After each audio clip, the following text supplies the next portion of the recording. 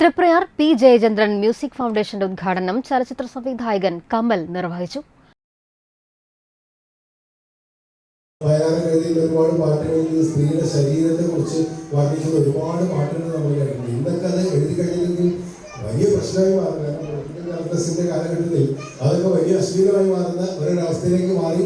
നമ്മുടെ പദങ്ങൾ, മലയാളികൾ ഉപയോഗിക്കുന്ന പദങ്ങളും മലയാളികൾ ഉപയോഗിക്കുന്ന ബിംബങ്ങളും ഒക്കെ തന്നെ നമുക്ക് നഷ്ടപ്പെട്ടിരിക്കുന്ന കാലഘട്ടത്തിൽ സംഗീതത്തിന്റെ സ്വഭാവം മാറുന്നു. അതുകൊണ്ട് തന്നെയാണ് മലയാളത്തിൽ ഇപ്പൊ നീലക്കുയിൽ തുടങ്ങിയിട്ടുള്ള മലയാളിയുടേതായ ഒരു സംഗീതം ഉണ്ടായിരുന്നു. അതിനുമുമ്പൊക്കെ ഉത്തരേന്ത്യൻ സംഗീതത്തെ, ഉത്തരേന്ത്യൻ വരികളൊക്കെ അല്ലെങ്കിൽ ഉത്തരേന്ത്യൻ ട്യൂണിനും വേണ്ടിയിട്ട് മലയാളം പദങ്ങൾ എഴുതുകയായിരുന്നു.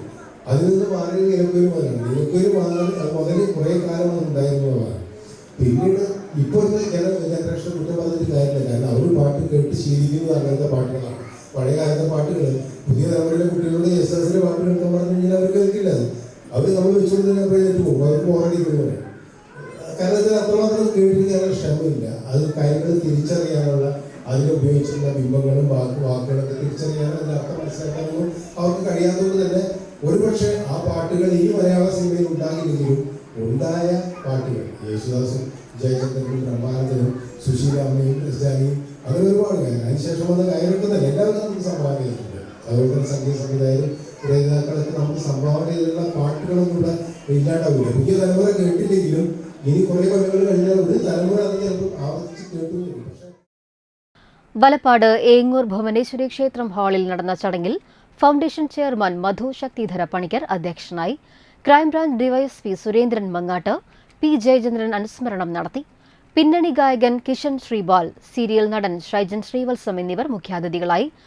മോട്ടിവേഷൻ സ്പീക്കറും ഗായികയുമായ സിയ ശ്രുതി, ഭിന്നശേഷി സൗന്ദര്യ മത്സരത്തിൽ ജില്ലയിൽ 1ാം സ്ഥാനം നേടിയ അഫ്രിൻ ഫാത്തിമ, ചലച്ചിത്ര ബാലതാരം Ansam Inas, Guinness world record നേടിയ പ്രണയ പ്രശാന്ത് എന്നിവരെയും സംസ്ഥാന ജില്ലാ ഉപജില്ലാ കലോത്സവ പ്രതിഭകളെയും ആദരിച്ചു.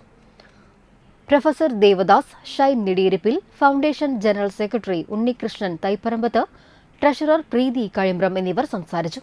തുടർന്ന് മ്യൂസിക് ഫൗണ്ടേഷൻ അവതരിപ്പിച്ച ഗാനവിരുന്നും അരങ്ങേറി.